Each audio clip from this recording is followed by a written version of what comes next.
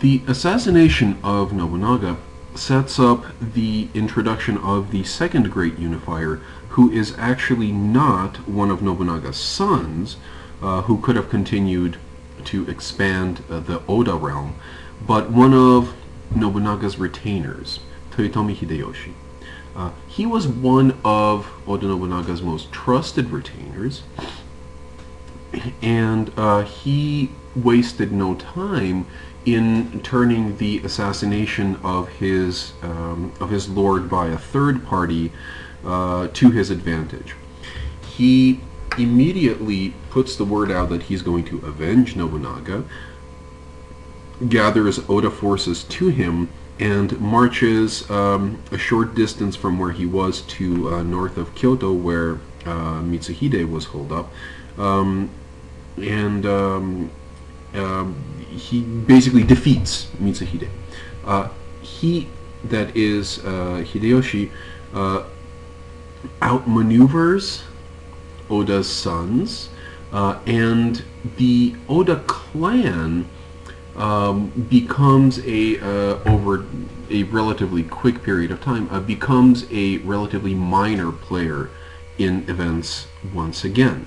But the territory that Oda Nobunaga had conquered, the alliances with the great lords that he had fashioned, his structure, his power structure, is co-opted by Hideyoshi, who essentially starts his own grand clan, which he builds on the bones of this state, this one-third of Japan that Nobunaga had managed to conquer before dying. And as I said, relegates the actual Oda descendants to relatively minor lords, although they are never defeated. The Oda clan does survive until 1868, until the very end of samurai rule over Japan. Hideyoshi goes on to conquer or to co-opt, to make alliances with basically the rest of the lords of Japan. He fights with Tokugawa Ieyasu initially, but they come to an understanding, and they develop much the same kind of relationship that Tokugawa had with Oda. And he, more or less, by the end of the 16th century, has unified Japan. Toyotomi has. Some would mark this as the end of the Warring States period. I don't think so, because of events that happened around Toyotomi's death and just after his death. But if we are simply talking about somebody who gathered all of these independent warlords and made them obey a single master, Hideyoshi did do this first. He wasn't able to make his government structure very stable, but he did manage to do it. He was also somebody who you would not expect to have been able to accomplish a thing like this.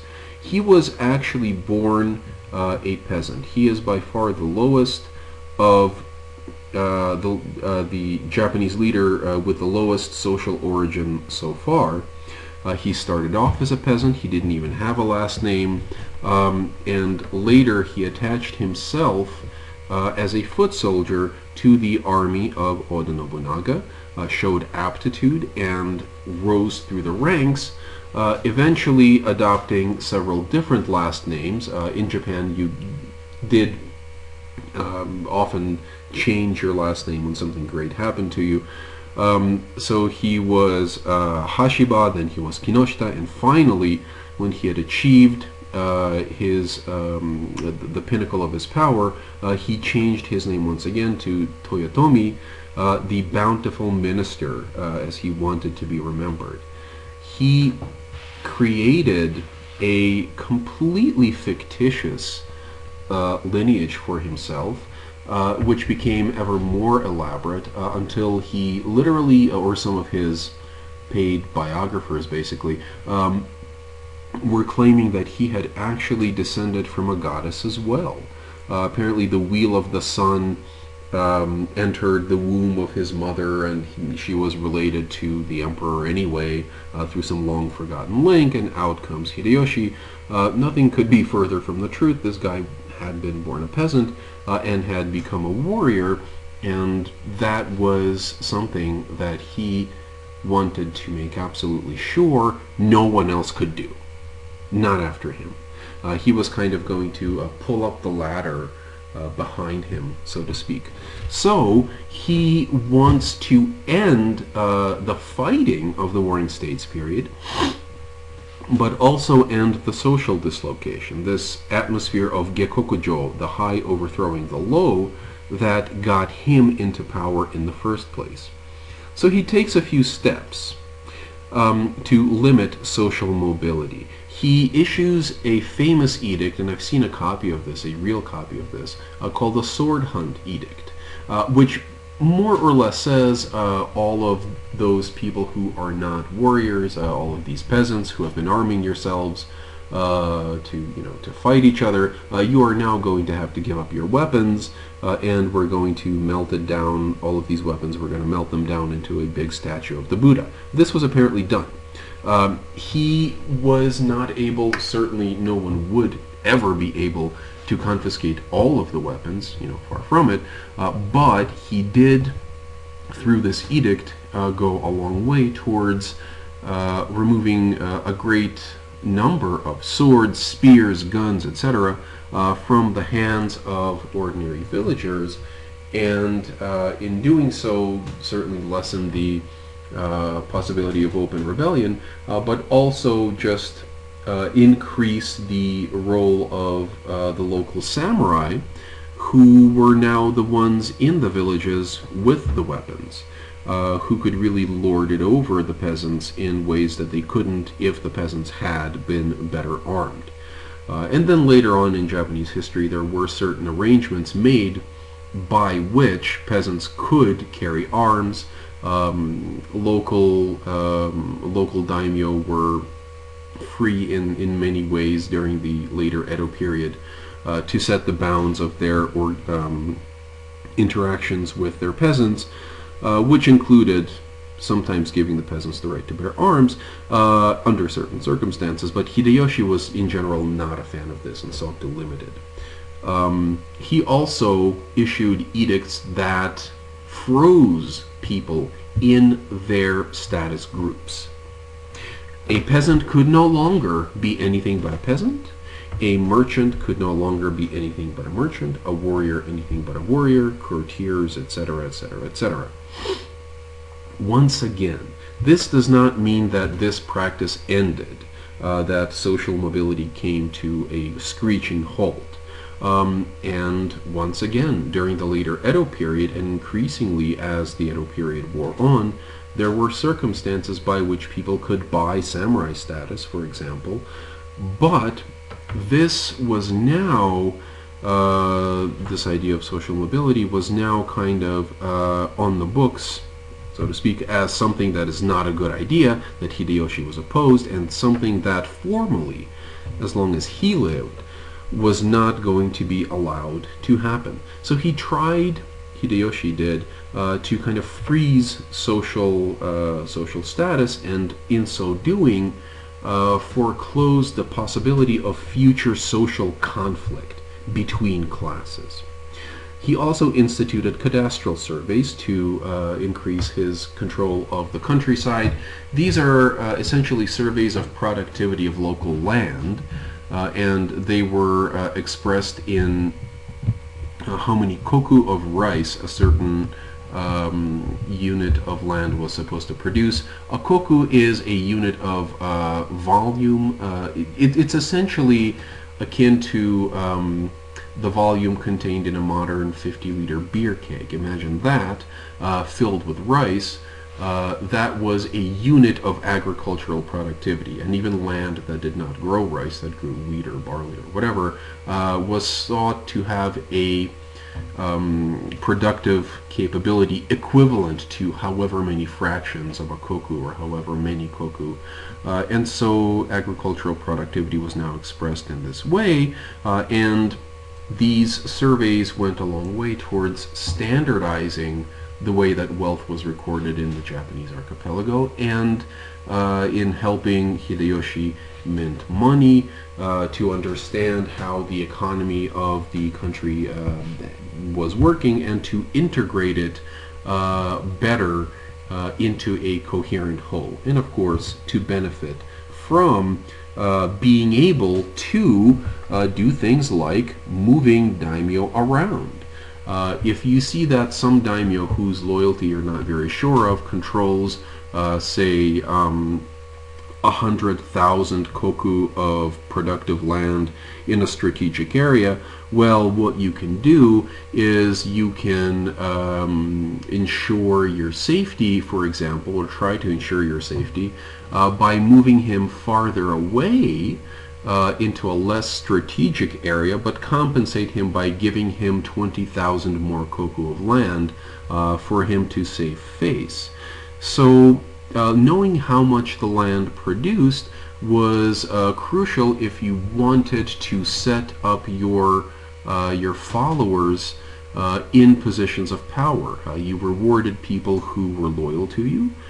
You ruined people who were not. Certain samurai were forced to commit suicide. As I said, certain samurai were forced to be moved from place to place, and Hideyoshi had no compunctions about doing this. Knowledge was really power for this guy. Organization was power.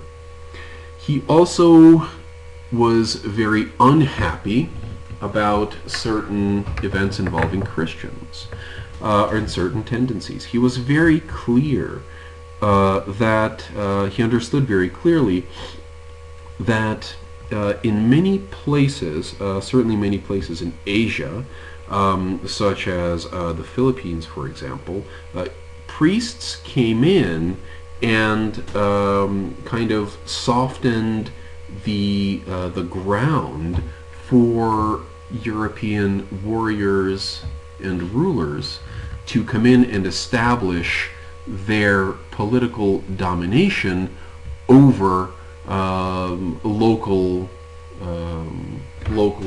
places in Asia, basically.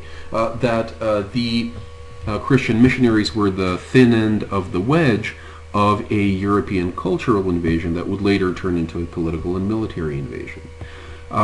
The giving away of plots of land in Nagasaki, things like that, really disturbed him, and Hideyoshi went on to counteract some of these what he saw as harmful effects of Christianity. He took property away from Christians. He put pressure on Christian missionaries to toe the line and to not proselytize too aggressively. And in cases where that failed, he was perfectly willing to crucify Christian missionaries and local converts. He put pressure on local samurai in Kyushu to convert back away from Christianity, to convert back to Buddhism. Many of them did so. Some refused to do so and would later be exiled. But overall, while Hideyoshi did issue edicts saying that Christianity was now illegal, what he was really doing is he was trying to control the Christians in the Japanese archipelago by having this law that says you are technically illegal, have it hanging over the head of Japanese Christians like an axe. And if somebody should displease him, if a Christian should displease him, he can always cite that law and force that samurai to commit suicide or burn that peasant or do whatever he wanted to. But he did not eliminate Christianity from Japan. And he certainly did not do as thorough a job at persecuting them as would the later Tokugawa government. But Hideyoshi certainly did go a long way towards breaking the independent power of these Christian daimyos and even of the Catholic Church through the Jesuits and through other orders such as the Franciscans and Dominicans, which were also coming into Japan at this time. He also tried to cement his cultural credentials. He was very much a patron of the arts, patronized tea ceremony and No in particular. He did have a falling out with his tea master, Sen no Rikyu, and executed the man, or forced Sen no Rikyu to commit suicide.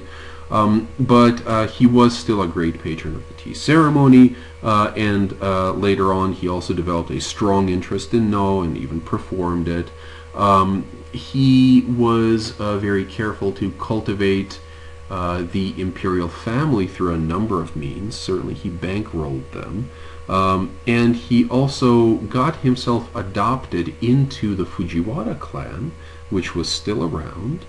And as a member of the Fujiwara clan, he became a regent in 1586. He never became shogun. He could never do that. No matter how much no matter what kind of genealogy he invented for himself, he was never going to be everybody knew that this guy was basically an upstart. And the shogun was certainly somebody who was expected to be of great descent, particularly of Minamoto descent. Shoguns more or less had to prove that they were Minamoto. That had been kind of the rule of thumb for the Kamakura Bakufu, for the Muromachi Bakufu, and by now it had become an established pattern. And Toyotomi never really felt comfortable claiming that office without true, unimpeachable Minamoto credentials, but he was willing to be adopted into the Fujiwara family and to control the government by virtue of becoming a regent, imperial regent. That is to say, he took over the traditional role that Fujiwara had played in managing the imperial household, that is, as regents. He certainly was somebody who was resented. The courtiers made merciless fun of him. He was, according to all the sources that we have, that can be more or less trusted on this, he was physically a very unattractive person. He was supposedly ferociously ugly. Nobunaga, when he noticed him and when Hideyoshi was coming up through the ranks of the Oda clan, Nobunaga loved to call him a monkey. That was actually his name, his shorthand name for Hideyoshi. He always called him Saru, that is monkey, in part because he was of the, he apparently looked like a monkey, so people say, but he also aped whatever Nobunaga did and made a general, he was obsequious, he was kind of a yes man. Hideyoshi was to Nobunaga. Nobunaga liked to torment him a little bit that way. And these aristocrats remembered, you say you're a Fujiwara, no, we know who you are. You are a monkey, or you are the monkey, or you are Nobunaga's monkey. And he was able to dominate the imperial family more by virtue of controlling large armies, and by being a successful battlefield commander, then because he really impressed them with his tea ceremony, or really impressed them with his fictitious lineage. These are things that these parts of the Toyotomi mystique that were intended for consumption by samurai and by commoners. And that's why he did them. He became a regent because it just basically made him look better and he couldn't be shogun. He was somebody who, as I said, was able to unite Japan and to start to set up a strong government, but he was not able to set up a government that outlasted him. He made a few mistakes that undid his own legacy. He launched 2 invasions of Korea, one in 1592, one in 1597, for reasons that are not entirely clear, or rather for reasons that are being debated. Hideyoshi apparently had a grand design to conquer China, and to do that he wanted to go through Korea, so he sent the Korean king letters saying, "You will let us pass through your territory or we will declare war on you." And the Koreans were a Chinese tributary state, and they thought this was just kind of ridiculous. They said no. So Hideyoshi invaded.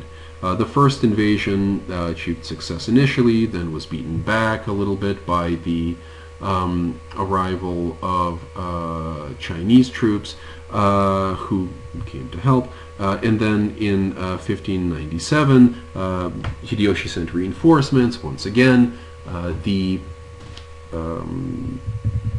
intervention of Chinese troops proved decisive, so he was beaten back yet again.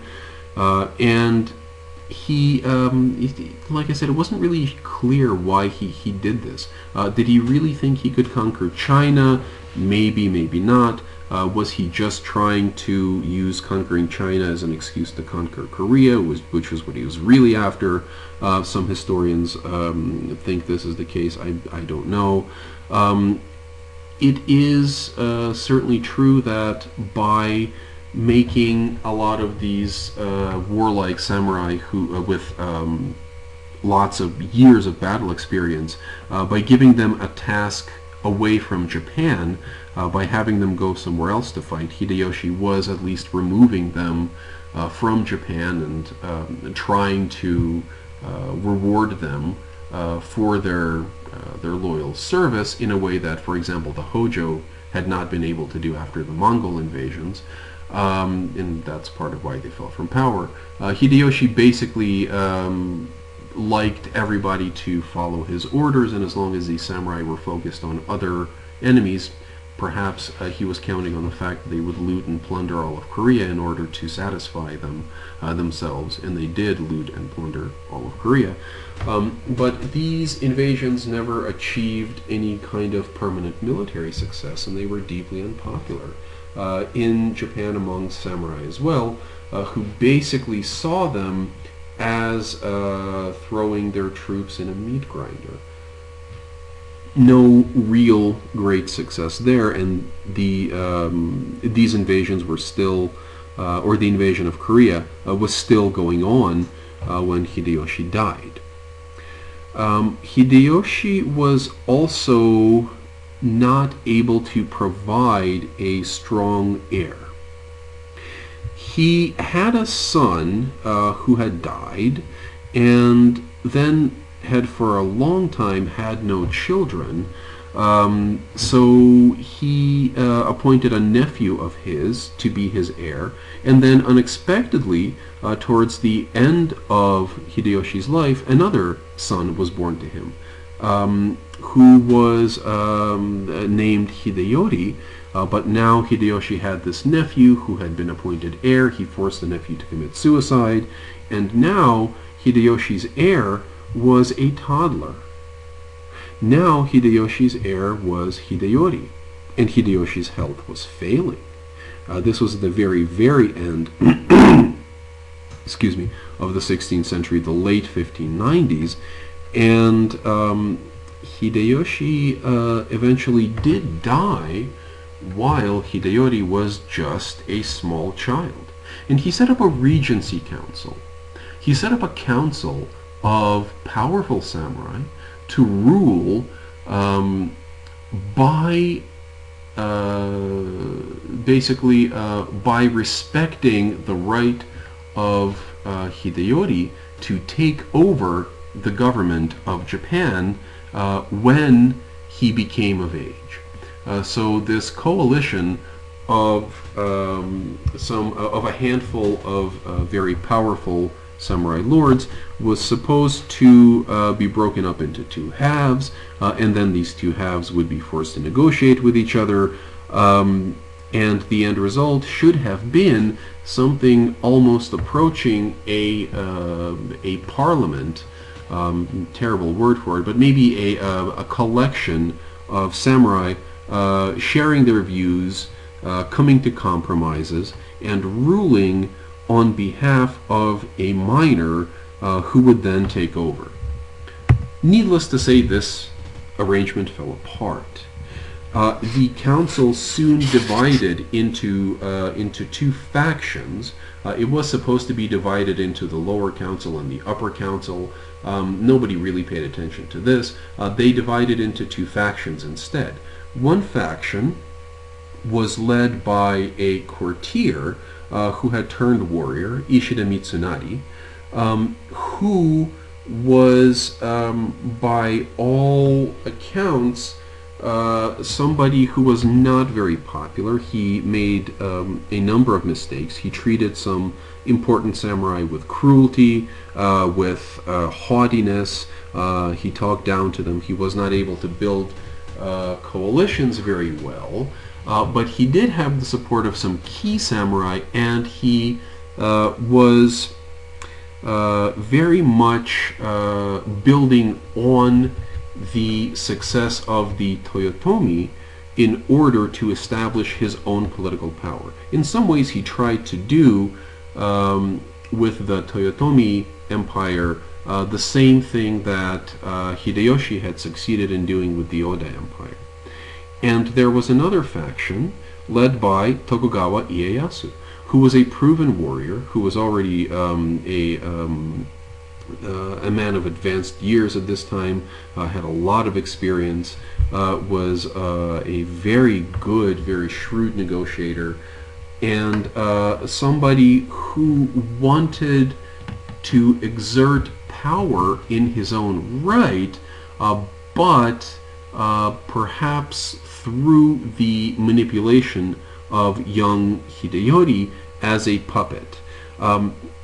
Basically, what Tokugawa would have loved to do was to get rid of all the Toyotomi and just replace the Toyotomi realm with one of his own choosing. But Ishida was very careful to play up the image of a loyal Toyotomi vassal fighting on behalf of his son against Tokugawa, who certainly claimed to be fighting for Hideyori, but as we've seen, was fighting more or less in his own interest. The Ishida camp was nicknamed the Western Army, was dubbed the Western Army, and the Tokugawa camp the Eastern Army, because roughly speaking, that is where their bases of power were. Many of the great lords of the West supported Ishida, and many of the great lords of the East supported the Tokugawa. In 1600, the two clash at Sekigahara, which is right here, just on the north side of Lake Biwa, this lake that lies straight in the center of Japan, just to the northeast of Kyoto. And during this battle, it, for a while, isn't clear who will prevail. Both armies are fighting each other to a standstill, and Ishida orders one of his allies, who had so far not been engaged. It was a long battle. He ordered one of his allies, Hideaki Kobayakawa, who was a great Western lord, to charge Ieyasu's weakened army and scatter it. But this is where Ishida's unpopularity played against him. Kobayakawa had been somebody whom Ishida had insulted, and Tokugawa representatives had made contact with Kobayakawa. So when the decisive moment comes, Kobayakawa does not charge Tokugawa despite having taken the field as an ally of Ishida. He turns his men sideways and charges Ishida in the flank instead. He betrays his master in the middle of the battle. It's a truly dramatic display of basically the samurai being the samurai at their best, fighting for rewards, out for number one. And this battle allows the Tokugawa to defeat the Western army and also to greatly weaken the power of the Toyotomi clan as such.